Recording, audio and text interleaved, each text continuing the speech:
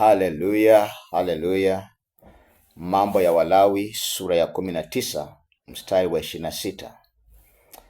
Neno linasema, msile kitu chochote pamoja na damu yake, wala msifanye kuloga wala kutumia utambuzi. Narudia neno, msifanye kuloga wala kutumia utambuzi. Ni nini maana ya neno kuloga? Hilo ndio nataka niongelelee.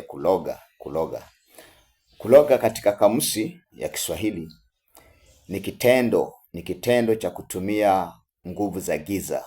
Kitendo cha kutumia nguvu za giza, ushirikina au maarifa yasiyo ya kawaida. Kitendo cha kutumia nguvu za giza, ushirikina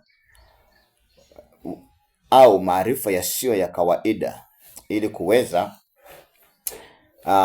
kuadhiri maisha ya mtu, kuweza kuharibu maisha ya mtu, kuweza kubadilisha maisha ya mtu kwa nia mbaya, kwa nia ya uovu, kumtengenezea mtu mabaya ukitumia nguvu za kipepo, ukitumia nguvu za gizani, ukitumia nguvu za kishetani, ukitumia maarifa ya kishetani.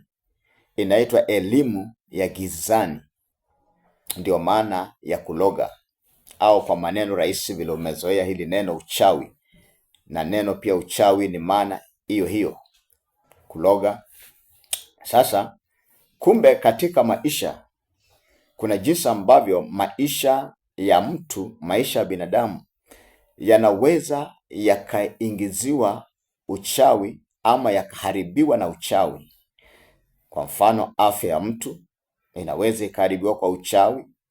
Uchumi wa mtu unaweza ukaharibiwa kwa uchawi ama kuloga.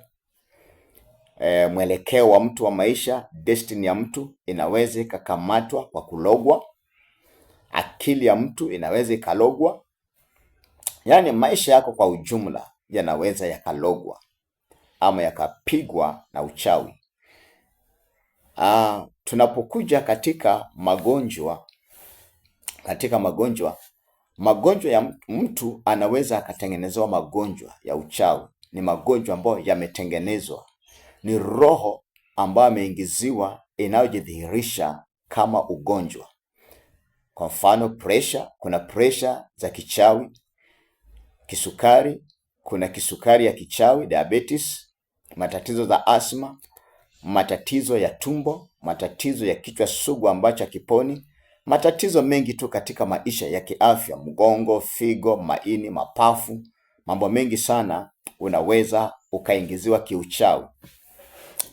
Haya ndio yale matatizo ambayo hayasikii dawa.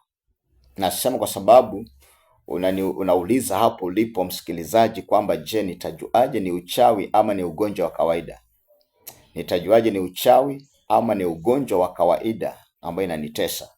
Ungana nami TikTok, ungana nami YouTube, ungana nami kwa mtandao. Kwa neema niliyopewa na Mungu kuhusu ulimwengu wa giza na kuhusu uchawi, tutaendelea kufundishana mambo haya. Amen.